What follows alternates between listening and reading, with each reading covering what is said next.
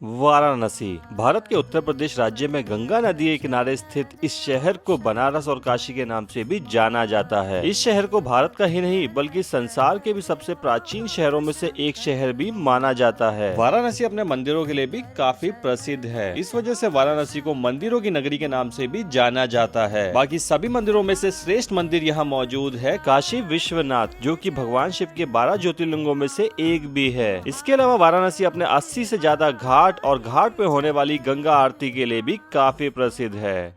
नमस्कार दोस्तों, तो एक और नया दिन, एक और नया व्लॉग। और आज के व्लॉग में मैं एक्सप्लोर करने वाला हूं वाराणसी को और आपको बताने वाला हूं कि वाराणसी आप कैसे पहुंच सकते हैं। वाराणसी को विजिट करने के लिए बेस्ट सीजन कौन सा रहने वाला है, वाराणसी पहुंच के आप कहां पे रुक सकते हैं, वाराणसी को 2 दिन में आप कैसे एक्सप्लोर कर सकते हैं और वाराणसी में 2 दिन में आप कहां पे घूम सकते हैं। साथ ही साथ हम ये भी डिस्कस करेंगे कि बनारस में आप कहां पे अच्छा खाना खा सकते हैं। तो चलिए, स्वागत है आप सभी का एक और नए व्लॉग में। स्वागत है आप सभी का वाराणसी के स्पेशल टूर गाइड में। ओम त्र्यंबकं यजामहे सुगंधिं पुष्टिवर्धनम् उर्वारुकमिव बन्धनान् मृत्योर्मोक्ष्यमामृतात्।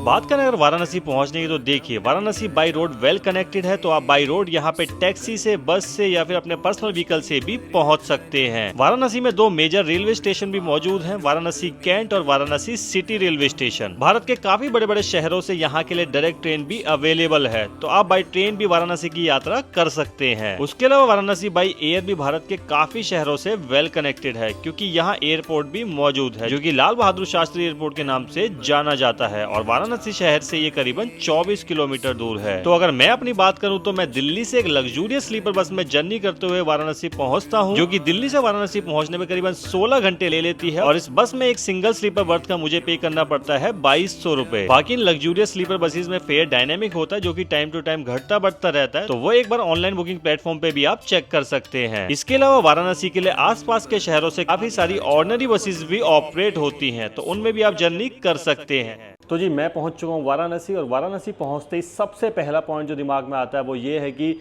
वाराणसी में कहां पे स्टे लिया जाए। तो आपको बता दूं, आप गदोलिया चौक के आसपास अपने स्टेइंग ऑप्शन को प्रेफरेंस दे सकते हैं, क्योंकि काफ़ी सारी मेन लोकेशन जो है ना वो गदोलिया चौक के आसपास ही पड़ते हैं, जैसे कि काशी विश्वनाथ मंदिर, काल भैरव मंदिर, उसके अलावा दशाश्वमेध घाट भी वहाँ से नज़दीक में मौजूद है। तो कुल मिला के ये कह सकते हैं कि गदोलिया चौक के 2 से 3 किलोमीटर के रेडियस में अगर आप अपना स्टेइंग ऑप्शन चूज़ करते हो तो वो आपके लिए बेटर रहता है एक्सप्लोर करने के लिए। बाकी मैं जहां आज रुका हूं वो है शांति इन डॉर्मेट्री। तो देख लीजिए, ऐसे कुछ ये पूरा एरिया नज़र आता है। अभी मैं रिसेप्शन पे खड़ा हूं यहाँ पे, और रिसेप्शन तो काफ़ी ज़्यादा सुंदर बना रखा है। तो देख लीजिए, ऐसा कुछ यहाँ का रिसेप्शन एरिया नज़र आता है। बाकी यहाँ हमारे साथ मौजूद है डॉर्मेट्री का कुछ स्टाफ। हेलो भैया, कैसे हैं? हेलो सर, सब बढ़िया। क्या नाम है आपका? अभिजीत सर। अच्छा, एक चीज़ बताइए, आपने ये जो डॉर्मेट्री है इसकी एग्जैक्ट लोकेशन क्या है? ये हमारे मंदिर से, काशी विश्वनाथ मंदिर से 1 किलोमीटर दूर है, काल भैरव मंदिर से 2 किलोमीटर दूर है, और 80 घाट से 3 किलोमीटर दूर है, और बेच्चू से हमारा 3 किलोमीटर दूर है सर। और अगर इस एरिया की बात करें तो एरिया कौन सा है ये? ये एरिया नाम है Gurubagh लक्सा road, near by gurdwara. बाकी चलिए, इस डॉर्मेट्री के बंक बेड भी आपको दिखा देते हैं।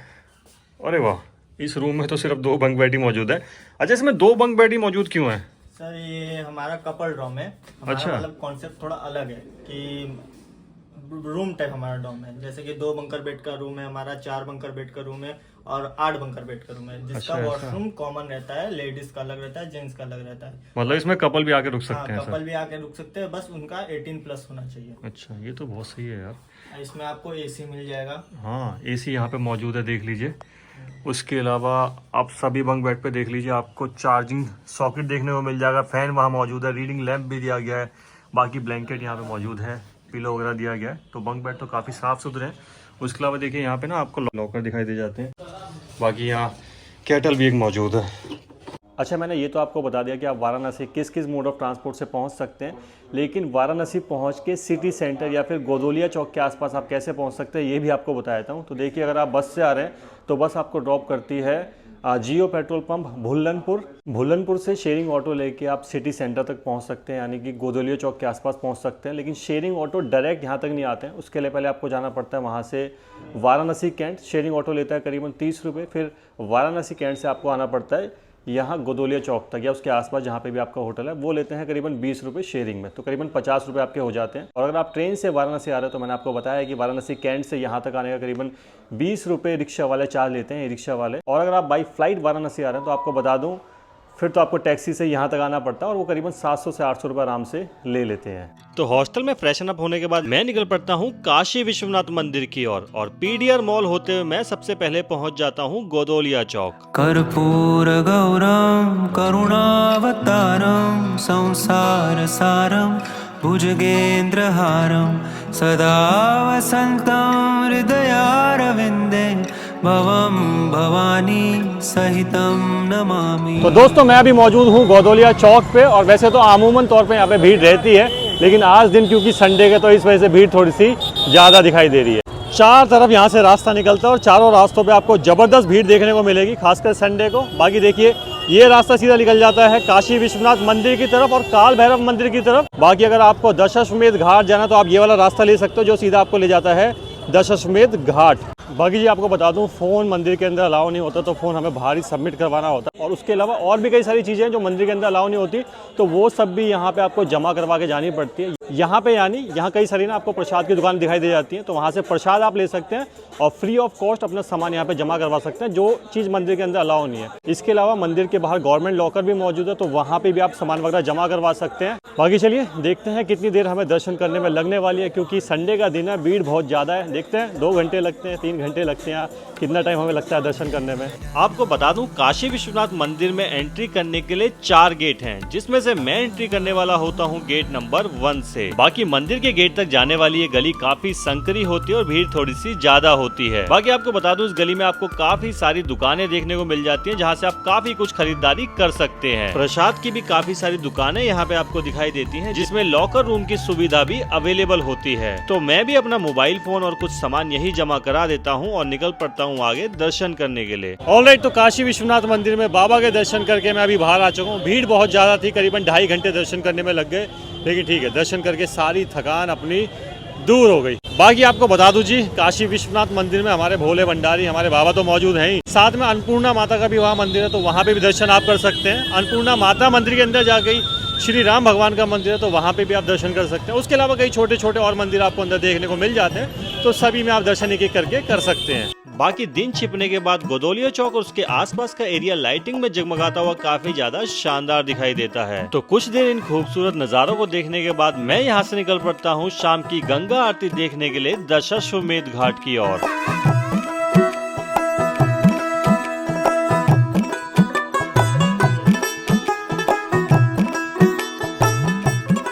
तो दशाश्वमेध घाट पहुंच के आप गंगा नदी की सैर भी बोट में बैठ के कर सकते हैं। ये बोट आपको दशाश्वमेध घाट के अलावा और भी काफी सारे घाट घुमाती है, जिसका चार्ज प्रति व्यक्ति करीबन 100 से 150 रुपए लिया जाता है। और ये उस घाट पे भी आपको लेके जाती है जहाँ पे आपको जीवन के अंतिम सत्य से रूबरू होने का मौका भी मिलता है, यानी कि मणिकर्णिका घाट पे। तो कई सारे घाट घुमाने के बाद ये नाव आपको वापस दशाश्वमेध घाट लेके आती है, जहाँ इस नाव को किनारे लगा के आपको बोट पे ही गंगा आरती के दर्शन भी करवाए जाते हैं।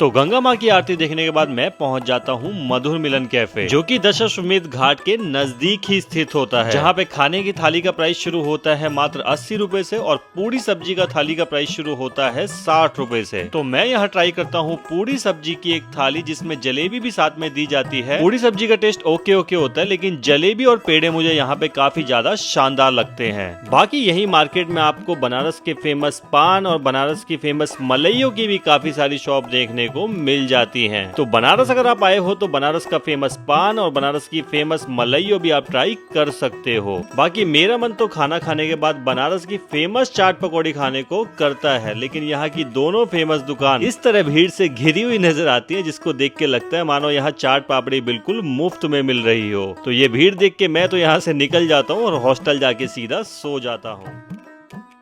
तो अगली सुबह की शुरुआत आप 80 घाट पे जाके गंगा माँ की आरती देख के कर सकते हैं। आरती की टाइमिंग की बात करें तो सूर्य उदय से आधा घंटे पहले ये आरती शुरू हो जाती है। तो आरती देखने के बाद यहाँ से आगे आप निकल सकते हैं 80 घाट के पास ही स्थित संकट मोचन मंदिर और बनारस हिंदू यूनिवर्सिटी में स्थित न्यू विश्वनाथ मंदिर, जिसको की बिरला मंदिर भी कहा जाता है। तो ये मंदिर भी आप घूम सकते हैं। तो मैं तो सुबह उठने में थोड़ा सा लेट हो जाता हूँ, तो इस वजह से यहाँ तो मैं नहीं जा पाता, पर मैं निकल पड़ता हूँ वाराणसी के कुछ और मंदिर और कुछ और प्लेसेस को एक्सप्लोर करने के लिए। और बाकी इधर अपने साथ मौजूद हैं आकाश भाई। गोदोलिया चौक से मैंने इनका ई रिक्शा कर लिया था घूमने के लिए। हेलो भैया, कैसे हैं? सब फर्स्ट क्लास। अच्छा, जैसे आप बता रहे थे बनारस में अलग अलग टाइप के रिक्शा चलते हैं, सबसे पहले तो उनके बारे में बता दीजिए। जी भैया, यहाँ पे आपका 4 कलर कोड चलते हैं। जो एक पहला नंबर रेड है, दूसरा नंबर येलो है, तीसरा नंबर ग्रीन और चौथा ब्लू है। अच्छा, जो आपको रेड वाले में आप इधर का मंदिर कर सकते हैं, जैसे सारनाथ, मृत्युंजय महादेव, काल भैरव, फिर उसके बाद गणेश मंदिर, फिर उसके बाद इधर आपका एक सरपुत्री मंदिर पड़ता है, वो कर सकते हैं। इतना रेड बारकोड में कर सकते हैं। उसके बाद आपको अगर गोदौलिया रिटर्न जाना है तो फिर उसके बाद येलो बारकोड पकड़िए, उसमें जा सकते हैं। अगर आपको उसके आगे भी जाना है, अगर उधर का मंदिर करना है, जैसे संकट मोचन, दुर्गा कुंड, मानस मंदिर, त्रिदेव मंदिर, मणि मंदिर, बिरला टेम्पल हो गया, ये सब अदर मंदिरें करनी है तो ग्रीन बारकोड में आप जा सकते हैं।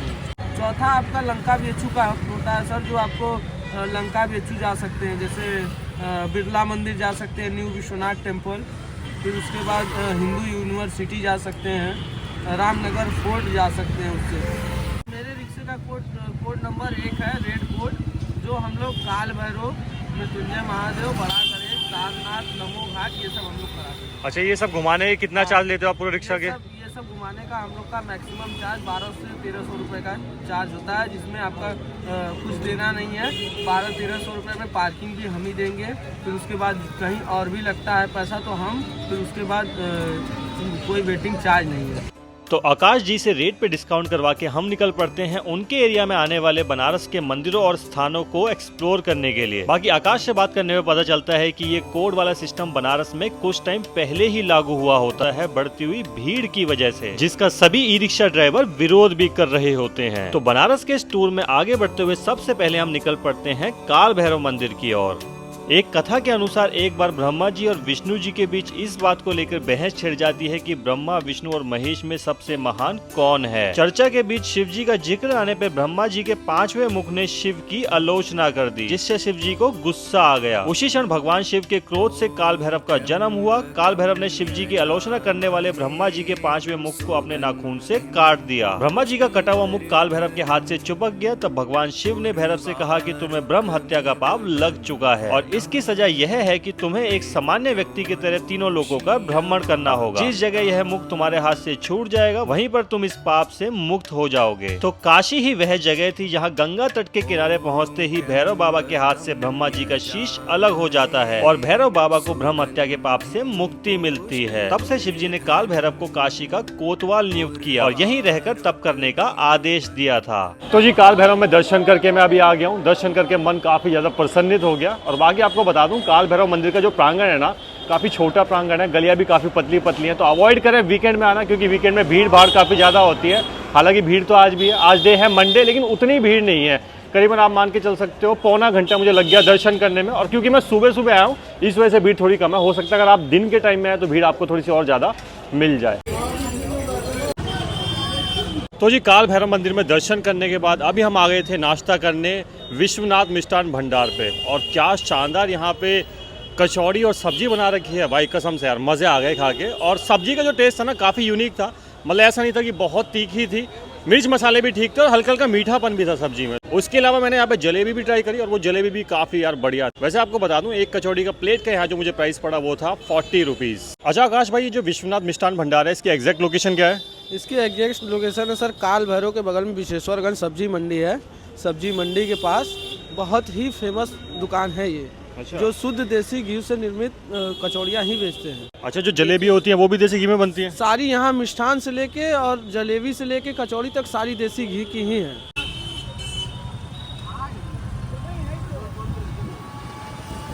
तो जी अभी हम आ गए हैं बनारस के पीली कोठी वाले एरिया में, जो कि फेमस है अपने सिल्क साड़ीज़ की फैक्ट्री के लिए। आप यहाँ पे सिल्क साड़ी खरीद भी सकते हैं, साथ साथ आप यहाँ पे फैक्ट्री विजिट कर सकते हैं। फैक्ट्री विजिट करके आप देख सकते हैं कि सिल्क साड़ी वहाँ पे कैसे बनाई जाती है। आपको बता दूं जो पूरा एरिया करीबन 6 किलोमीटर में फैला हुआ, और पूरे 6 किलोमीटर में ना आपको गली गली में सिल्क फैक्ट्रीज देखने को मिल जाएंगी, मतलब सिल्क साड़ीज़ की फैक्ट्री देखने को मिल जाएंगी और शॉप भी देखने को मिलती है जहाँ से आप साड़ी ले सकते हैं और फैक्ट्री विजिट आप कर सकते हैं। तो अभी मैं मौजूद हूँ JD सिल्क साड़ी शॉप पे, तो उनकी फैक्ट्री में अभी हम यहाँ पे विजिट करेंगे और फिर उनकी शॉप भी आपको दिखाऊंगा अंदर जाके।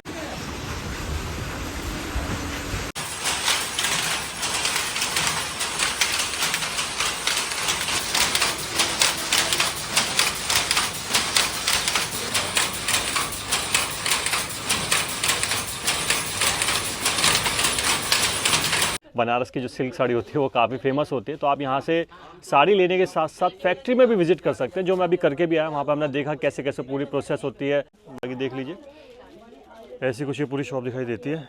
अच्छा, यहाँ पे मैक्सिमम कितने रुपए तक की सिल्क साड़ी मिल जाती है? मैं अंदर पूछना भूल गया। 500 से स्टार्टिंग है, तो आपको 2 से 2.5 लाख तक मिल जाएगा। अच्छा, मतलब मैक्सिमम 2.5 लाख तक की साड़ी मिल जाती है। 2.5 लाख। तो इसके बाद हम निकल पड़ते हैं बनारस के एक और प्रसिद्ध मंदिर में दर्शन करने के लिए, जो कि होता है मृत्युंजय महादेव मंदिर। ऐसा माना जाता है कि इस मंदिर में शिवलिंग सभी भक्तों को उनकी अप्राकृतिक मृत्यु से दूर रखता है। भगवान शिव की अप्राकृतिक मृत्यु पर विजय पाने के लिए भक्तों द्वारा मृत्युंजय महादेव के रूप में भगवान की यहाँ पूजा की जाती है। पूरे भारतवर्ष से लोग यहाँ आते हैं और अपनी समस्याओं से छुटकारा पाने के लिए मृत्युंजय पाठ करते हैं। मंदिर के परिसर में एक प्राचीन कुआं भी है और ऐसा माना जाता है कि इस कुएं के पानी का मानव पर चिकित्सीय प्रभाव पड़ता है। यह माना जाता है कि इसमें कई भूमिगत जल धाराओं का मिश्रण है और कई बीमारियों को ठीक करने की योग्यता यह पानी रखता है। तो जी महामृत्युंजय मंदिर में बाबा के दर्शन करके अभी मैं बाहर आ चुका हूँ। बाकी करीबन आधा घंटा मुझे दर्शन करने में लग गया। और आपको बता दूँ इस मंदिर में भगवान महामृत्युंजय के रूप में तो विराजित हैं ही, उसके अलावा भगवान शिव के और भी कई अलग अलग रूप के मंदिर आपको देखने को मिल जाते हैं। तो जी अभी मैं पहुंच चुका हूं काशी के एक और प्रसिद्ध मंदिर में दर्शन करने के लिए, जो कि है बड़ा गणेश मंदिर। और आपको बता दूं महामृत्युंजय मंदिर के पास में ये मंदिर मौजूद है। तो अगर आप वहां पे दर्शन करने भगवान शिव के आ रहे हैं तो यहाँ पे भी दर्शन करने आप गणेश जी के आ सकते हैं। तो जी बड़ा गणेश मंदिर में भगवान गणेश के दर्शन करके मैं अभी आ गया हूँ। और आपको बता दूँ 56 विनायकों में सर्वश्रेष्ठ इनको माना जाता है, यानी कि आप कह सकते हो कि 56 विनायकों के ये हेड हैं। और मूर्ति भी उनकी काफ़ी ज़्यादा सुंदर है। जैसे आप हनुमान जी की मूर्ति देखते हैं ना लाल कलर में रंगी हुई, तो कुछ ऐसी मूर्ति यहाँ पे गणेश जी की आपको नज़र आती है। और सबसे खास बात, गणेश जी की जो प्रतिमा है उसमें 3 नेत्र गणेश जी के आपको नज़र आते हैं, जो कि शायद ही आपने कहीं देखी होगी। मैंने तो कहीं पर इस तरह की मूर्ति देखी नहीं। तो बड़ा गणेश मंदिर में दर्शन करके काफ़ी अच्छा लगा। तो अगर आप महामृत्युंजय मंदिर आ रहे हैं तो यहाँ पर भी दर्शन करने आप आ सकते हैं।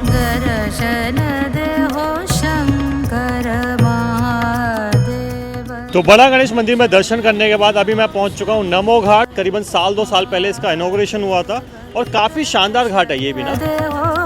शंकर महादेव दर्शन देहो, शंकर महादेव महादेव तिहारी चरण बिना। बाकी जी घाट सच में बहुत ज़्यादा खूबसूरत बनाया हुआ है। आप कह सकते हो मॉडर्न ज़माने का एक मॉडर्न घाट है। सच में बहुत खूबसूरत बनाया हुआ है ये घाट ना। सारी फैसिलिटीज़ यहाँ पे आपको देखने को मिल जाती हैं, जैसे टॉयलेट्स वगैरह हो गए। उसके अलावा खाने पीने के लिए रेस्टोरेंट भी यहाँ पे अच्छे खासे मौजूद है। और इवन जैसे आप घाट के एंट्री पॉइंट पे पहुँचते हैं ना, वहाँ पे काफ़ी अच्छे खासे रेस्टोरेंट मौजूद हैं। बाकी काफ़ी सारी एक्टिविटीज़ भी यहाँ पे आप कर सकते हैं।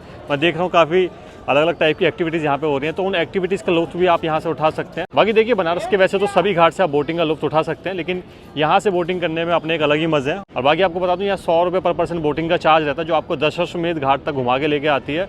उसके अलावा अगर आप पूरे 84 घाट घूमना चाहते हैं तो आपको शाम के टाइम यहाँ पे आना पड़ता है। वो करीबन 300 रुपये पर पर्सन का चार्ज लेते हैं, पूरे 84 घाट घुमाते हुए गंगा आरती दिखाते हुए वापस आपको यहाँ पे ड्रॉप कर देते हैं।